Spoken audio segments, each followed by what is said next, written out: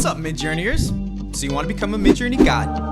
There's only one way to make that happen, and you're in the right place. We're going to start by supercharging your image generating workflow in the new MidJourney interface. Then, we're going to explore some of MidJourney's more advanced features. Finally, we're going through a live example using everything we learned to create some seriously awesome images. Ready to dive in?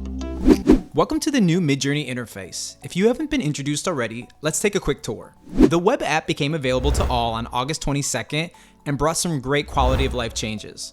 First, we have the Explore tab. This allows you to browse community works of art for inspiration. Next up, we have the Create tab. This is where all the magic happens and where we'll spend most of our time.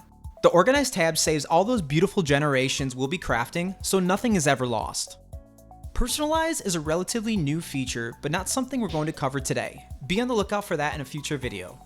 Then there's the Edit tab. This is a brand new feature that brings a Photoshop-like interface to the platform to further edit your generations.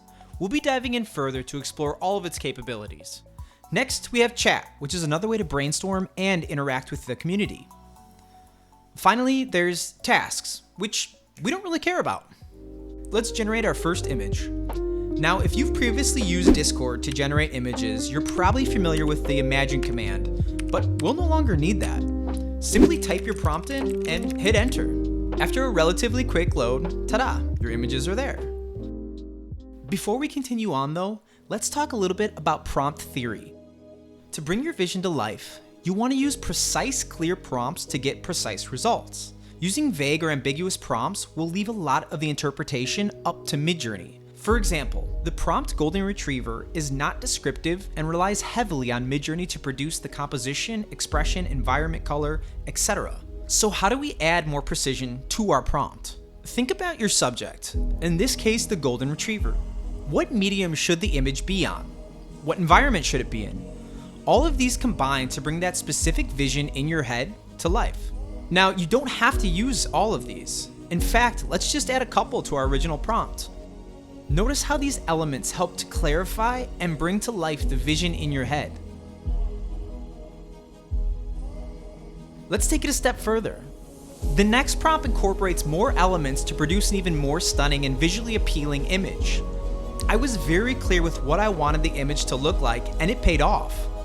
Now, if that prompt appears intimidating, don't worry, I didn't actually write that. I took the prompting guidelines from MidJourney and fed them into ChatGPT to create my own little prompt machine. Your prompt doesn't have to be perfect, and I'm going to show you a bunch of other ways to create the image you want without even having to use words. So don't sweat the prompt too much. Understanding the basics is enough for now. Let's get back to it. We need a new prompt to explore, and I know just the place to get it. Let's head over to ChatGPT. I've pasted some of the text from MidJourney's prompt guides along with a set of brief instructions. It acknowledges my request, and we can get started. Now, we'll need to make this a little bit more epic. Let's create a stunning prompt about Batman. Comic book art style, high contrast with a dark and gritty vibe.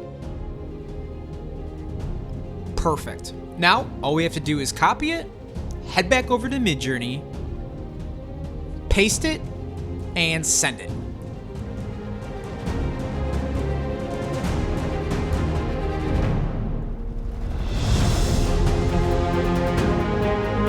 Sorry, got a little carried away there. Where were we? Oh yeah, our awesome Batman prompt. I really like what I'm seeing here, but I'm not sure if that's the style we're looking for. Let's click on the settings icon next to the prompt bar. Here you'll find all the options you could ever want to create your masterpiece. First up, we have image size, which is pretty self-explanatory and offers a bunch of great options. Next up, we have mode. And the best way to understand these settings is to click the little question mark next to the name. Take a look at the examples here. Standard mode is on the left and raw mode is on the right. MidJourney's definition states that RAW results in less automatic beautification applied, which can result in a more accurate match when prompting for specific styles. So if you have a specific style in mind, which I do in this case, it may be better to use RAW versus standard mode. Let's run our prompt again, but this time in RAW mode. Check these two out side by side. On the left, we have RAW, and on the right, we have standard mode. Honestly, they both look really cool, so it really depends on what you're looking to achieve. For my comic book style, raw would probably be the better option for me to use. I'm going to keep it on standard for now. You'll realize it doesn't have as big of an impact as you may think. More on that later. For the version, I'm using the latest, which is 6.1. Let's head over to aesthetics. These sliders are what will really impact your generations. First up, we have stylization. Looking at the images, you'll realize this is similar to the raw versus standard modes we just talked about, except you can provide a value anywhere from 0 to 1000. According to MidJourney, low stylization values produce images that closely match the prompt but are less artistic. High stylization values create images that are very artistic but less connected to the prompt. Let's check it out for ourselves. I'm gonna nuke the stylization to 0 and send it. Ooh, quick tip first. Notice my prompt isn't typed out. That's no problem. You can just click on your prompt from a prior generation and it'll auto-populate. Pretty cool, right? All right, stylization 0, let's go. Heck, what fun is it if we don't have something to compare it to? Let's generate another simultaneously and crank the stylization all the way to 1000. Give it a sec to process. Whew, that's it. That's what we've been searching for. I mean, these are great too, but that? Let's get them side by side. They're both really cool at the end of the day, and it ultimately depends on what you're looking for. Drastically different, but both very cool. Let's move on. Next up, first let me grab the prompt. Then we're gonna set the style back to around 300. And let's get weird. Weird is not something I use a lot. According to MidJourney, weird is a highly experimental feature. So it's tough to rely on the output, which is why I don't use it often in my workflows. For abstract art, it's a really good tool, but let's explore it ourselves.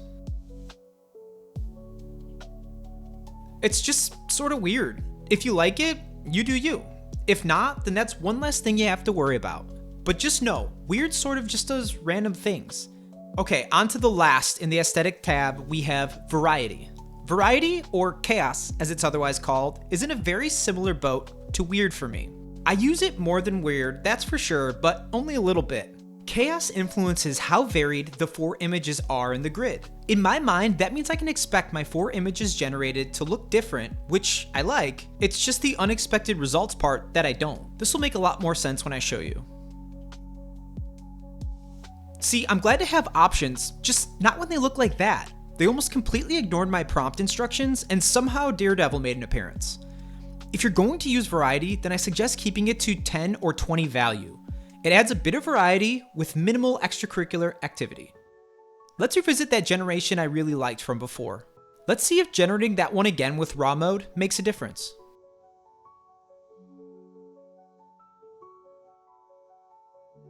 Sort of, but not massively. Hence why I said I don't worry about the mode too much. The aesthetic sliders are where it really counts. While we're here, let's cover some more shortcuts and options. First, let's take a peek at more. I rarely use this, but it is helpful if you need the job ID or seed for more advanced techniques. We can get into that later though. You also have the ability to report, download all 4 images as one, or open up the generation in Discord. Next, let me show you how to use the use button. So let's say I really like that images where I had the style cranked up to 1000. I can scroll down to that generation and click use. All my previous settings for that image will be populated in the prompt bar above.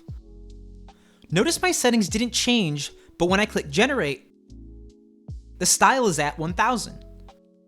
Again, all the same settings. Now, before we move on to more advanced prompting techniques, let's quickly review. Image size, self-explanatory, changes the size of your image. Model, raw mode, less beautification applied, better for specific styles. Standard mode, equals more beautification. As you get more comfortable with prompting and knowing what you want to create, you may want to leave this on raw. Now over to the aesthetic sliders. Stylization. If you know exactly what you want and you can describe it accurately in a prompt, then having it set lower is probably better. If you're not exactly certain of the style or open to interpretation, raise the stylization up for some added beautification.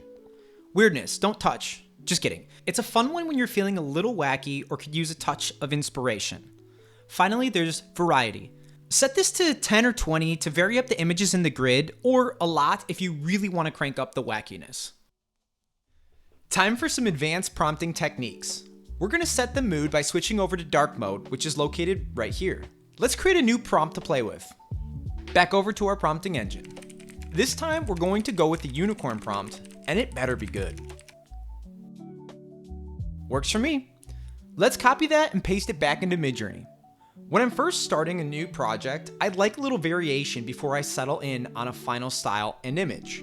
Therefore, I'll apply some stylization, weirdness, and variety to get the creative juices flowing. Let's see what we've got. First generation. To be honest, I'm not a big fan. I think we can do a whole lot better, but constantly having to adjust these sliders can become tedious. How about a faster way to iterate? First, grab the prompt. Notice below the prompt on my last generation, we have a bunch of tags.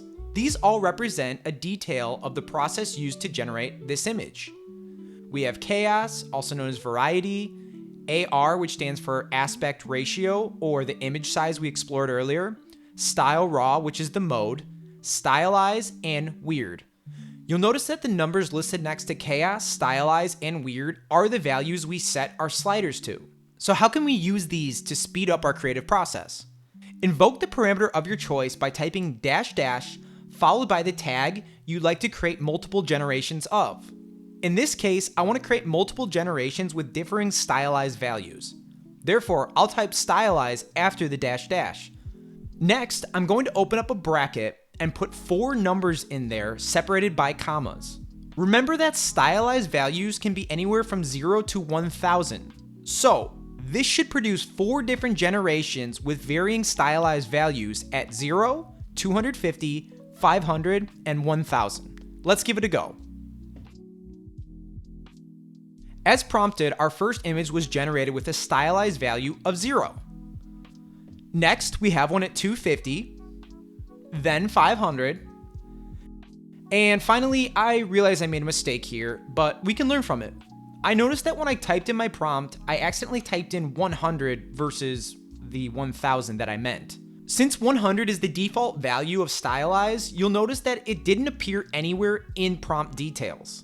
Let me fix that quickly by using the use function and generating one more with a stylized value of 1000. Using this technique is a great way to quickly iterate through generations without having to constantly move sliders around. Let's go through this process one more time, but this time with chaos. If you don't feel like typing out the whole -- you can find the value in prior generations and just click on it to add it in. Then just make sure you add in the brackets and values. This can be done with chaos, weird, and pretty much any other property you'd like to use. Speaking of which, let's explore another property to incorporate into our workflow. Before I do, first take note of how all of the images produced have a similar aesthetic to them. I would describe it as sort of a surreal fantasy type of style. Now to change that, we could alter our prompt, but sometimes you're not really sure of what style you want until your eyes tell you. So we're going to use style reference as a way to discover new styles for our generation. At the end of your prompt, type --sref, followed by the word random. Let's give it a go. That really worked out well. I love the aesthetic here, but let's say it's not for you. Let's add our --sref random parameter back in. Now we could do our bracket technique again and type the word random 4 times, but that's sort of silly. Instead, we can use --repeat followed by a number to repeat the prompt as many times as we state. In this case, it would be 4. Isn't this more fun than prompting with words? We got ourselves a fantasy style, this cool looking magenta one with muted colors, and then one with high contrast. Now, before you start thinking you're playing style roulette, there is a way to use the styles you've generated again. I really like this first style we generated, so I'm going to click on the sref value in the prompt details section and rerun that prompt. You know what? Why don't we add that style to our Batman prompt as well?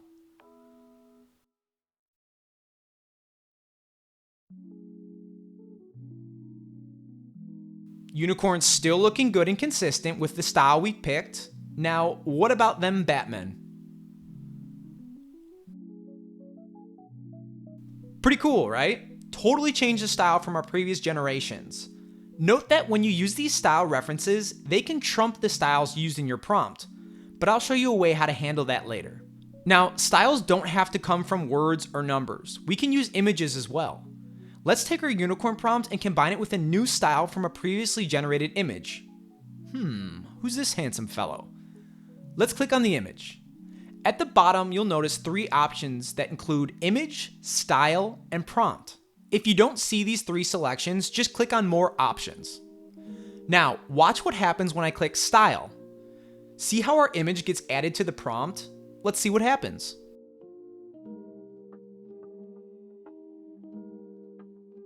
We went from man to beast, but the style transferred over quite nicely. But we're not done yet. You'll recall there were other options next to style. Let's click into Black Beauty here. Next to style, we have prompt, which operates the same as the use function by adding back in the prompt and everything else used to generate the image. Now, what about image?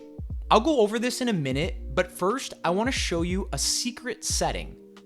When hovering over the image, you'll notice that there are 3 icons. The one on the right I have highlighted is image, which we'll get to. The middle selection is style reference, the same one we used to generate Black Beauty here. The one on the left is called character reference and allows you to create consistent characters. Let's give it a go using the same prompt. Just like that, we have 4 images of a black unicorn with a glowing blue eye. Let's tie a bow on all these with the final option, image. But first, we need to find ourselves an image. I found this interesting tentacle unicorn on Google. Let's go with that. By clicking the icon in the upper left corner of the prompt bar, I'm able to upload an image. I'm going to upload the tentacorn we downloaded, which should appear in your image upload library. When uploading an image, a cool little feature I like to use for prompt inspiration is this little information icon here. Once clicked, it'll describe the image that you've uploaded and allow you to use the descriptions for prompting. I'll select a few I like, then add our image to the prompt. I'll make sure the image icon is highlighted within the image and we can generate. Now, what we're doing here is having MidJourney generate images based on the image we provided. It's not always perfect, but pretty close to the original. We can do better though. I'm going to introduce you to a new parameter and we're going to combine it with our brackets technique from before to generate more images. The next parameter is called image weight. Image weight allows you to determine how much impact your provided image will have on a generation. Let's try it ourselves. Let's start with -- followed by IW, which stands for image weight. Then we'll use the brackets so we can compare multiple weights. Let's use 1, 2, and 3. Our first generation has come in. When using image weight, 1 is actually the default value, so you'll notice it won't appear in the generation details. Next, we have our second generation with an image weight of 2. This one more closely resembles our reference image, adding the tentacles around the mouth. Finally, we have the final generation with an image weight of 3. This one actually added in the unicorn horn, but I think image weight of 2 produced better results in my opinion. This is why it's helpful using the brackets to quickly view your images using multiple values. Now you may be wondering, if we can adjust the weight the image has on the generation, what about the style? Let's grab that Batman generation with the cartoony style applied. What if we want more or less of that style in our generation? In that case, we're going to use --SW or style weight, followed by values anywhere between 0 and 1000. By the way, a quick Google search such as image weight MidJourney will help you with all these value ranges. Here, we're going to go with an evenly spaced 300, 600, and 900 for our style weight values. Let's see what happens. First, we have our 300 value generation, which is kind of a lot of fun. When we get to a value of 600 and 900, it starts to get a little bit wacky. It's not exactly what I was looking for, but it's great to know what's possible, and you never know what you're gonna get, so experiment away. All right, we tried image weight, we tried style weight. Now, is there a character weight? You betcha. This Batman looks pretty cool. Let's say I want more images with that character. Click on that image, then click on the image button down below, and be sure to hover over the image in the prompt to switch us over to character reference. Now that we have our character reference selected, we can add our prompt back in and add our character weight parameter. This is done by --CW. And since these values range from 0 to 100, we're going to go with 30, 60, and 90. At first glance, you might be really confused by this. This looks nothing like our character or style. Well, we only set the character weight to 30 out of 100, and since we didn't add a style, it's using the style I indicated in my prompt. So although this doesn't look too much like our character, what about a higher character weight value? Here we're getting closer. Now this is looking a lot more like the Cape Crusader we started with, but can we do better? We sure can. That looks a whole lot more similar to what we were expecting.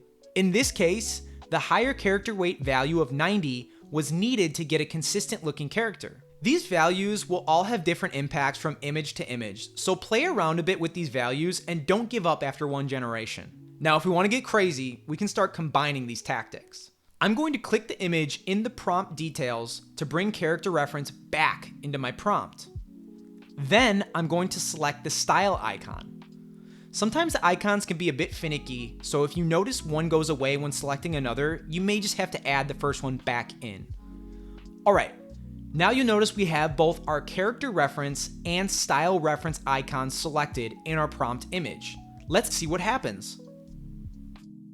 We're back to having our very consistent looking cartoon Batman again. This is just a small taste of what's possible when you begin to combine everything we just learned. Look how drastically different we can alter our images without even changing the prompt, which adds a whole nother level of creativity. Now, let's say I did add our character reference back in and change the prompt. Then what? Now we've got a cartoonish Batman doing ballet. Add more character weight in, and it's even closer to our original reference image. The possibilities are endless when it comes to the manipulations to your image. By the way, using these methods are how I was born. Pretty cool, right? Alright, we've explored prompting, adjusting settings, and then more advanced techniques for image generation. But there's going to be some times when additional control will be necessary to get the perfect image. Let's explore adding some of those finishing touches through MidJourney's editing capabilities. Click into any image you'd like to edit. In the bottom right corner, you'll see a variety of options like Vary, Upscale, and Remix. Vary allows you to generate similar images with just a click of a button. Let's check that out. When you like the overall concept of your image, but you want some additional options to choose from, using the Vary by either Subtle or Strong are good methods to provide some variations to your image. Looking at the Strong one, you can notice that even larger or more strong differences were made to the images. Not necessarily saying better, but different. If you're seeking more control, the Remix option is what you're looking for. This essentially does the same thing as Vary, but allows you to adjust the prompt as well. Now, I'll warn you beforehand, results are a bit mixed as to whether this will work or not, so I'd recommend keeping the edit slight, as MidJourney can struggle with drastic overhauls using this method. Let's try to add a sword instead of that axe for our orc.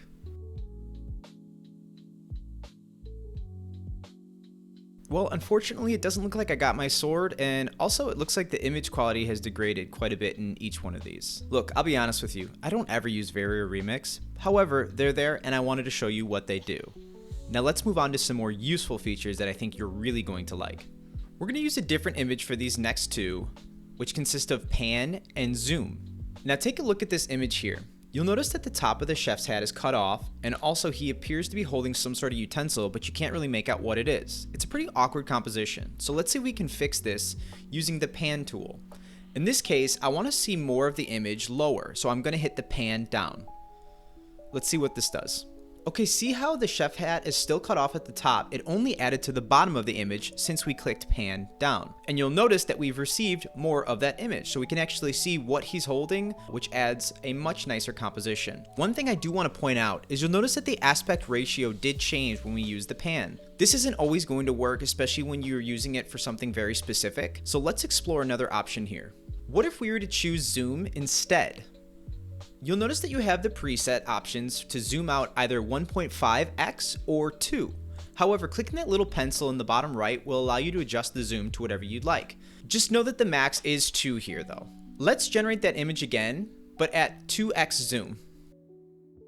Notice how we keep our ratio when using the landscape image, but the scene has expanded quite a bit. Now what's cool about this is you're not limited on how many times you can click zoom out. So let's actually try that again and do another 2x zoom out to see if we can create an even more interesting image. Now these ones turned out really nice. Imagine cooking in that kitchen. See how cool this is? It's a great way to both ideate but also create a more interesting image from an original one that you generated. Now, when looking at those past generations, I did have some issues with the hands and let's just say the background. So let's go back to the original one we generated and click into the editor in the bottom right. Okay, so now we have what I like to call a Photoshop type of setup here. This allows us more flexibility to really adjust the image in any way that we can think of. For example, we have scale here, which allows you to adjust the scale, and then aspect ratio, which can change it to whatever format or aspect ratio you'd like. Let's try another example here. I'll set the scale at 72%, and let's say we're not a huge fan of the background. On the left over here, you'll see erase and restore. These refer to your brush that you can use to paint out areas of your image. Restore will add it back, erase will get rid of it. So let's take a quick peek at this. You can see right now that I'm actually erasing the background and I'm gonna have MidJourney generate a new one. You can always hit undo if you make a mistake there, but let's speed this up just a little bit and get rid of the rest of that background. Not the best cutout job I've ever done, but that's okay, you don't have to be perfect here. One other really cool feature now is we can actually adjust the prompt to change the background of where our character is cooking. So let's say chef cooking outside. Simple prompt, I'll hit submit and let's see what we get. And just like that, we just changed the background of our image while still keeping a pretty high fidelity of the character within it. It doesn't always come out perfect. Again, my prompt was very simple and there's some really cool things that you can do with this. Okay, so hopefully you got an idea of what the editor does. Now, let's go editor step 2. I'm gonna use this previous image that I really like. Let's click on editor and try to fix the hand in this image because I am not a big fan of it. You're welcome to adjust the brush size up top to make sure that you have the right size to adjust the image. I'll go smaller here and erase that hand. Let's resubmit this as is and see what happens there. Okay, our images just came back. That one's looking a little bit better. We can definitely use that. Okay. Maybe. Definitely not. I actually think I like this one quite a bit, so I'm gonna roll with that. However, feel free to regenerate this as many times as you need to make sure you get that hand just how you like it. And definitely improve the prompt. Mine was very, very simple when I did this, but I wanted to show you how easy it can be. So let's click into our editor once again, and this time I wanna show you the full editor. So go ahead and click open in full editor in the bottom right. Now, don't be overwhelmed. A lot of these settings we've already just looked at, right? So we have erase, restore, we're familiar with those. Suggest prompt we'll go over. We have brush size, image scale, and aspect ratio, as well as some export options. So if you really like it, you can upscale to gallery or download the image. Now, one of the new features is called Move and Resize. This one is really cool because now we can place our character and setting anywhere in our canvas that we'd like. Let's regenerate this with a prompt that MidJourney suggests for us. So we're gonna hit Suggest Prompt, let it load up a prompt that MidJourney is using to describe the image, and send it. Now, before we do, you'll notice that we actually have access to all our sliders and settings once again. So hopefully you picked up on some of that. If not, feel free to go back and study more of those. Once we get those set, we click submit and you'll see that it actually generates in the top right over here. And just like that, we have an entire beautifully designed kitchen and amazing scene to use wherever we'd like. Let's take a look at the original once again. This is where we started. This is where we are now. The possibilities are truly endless with this, and you saw that my prompts were pretty simple in a lot of these. So to produce something like this relatively quickly is an amazing feat. Now you might have noticed that there is one additional tab up at the top called Retexture.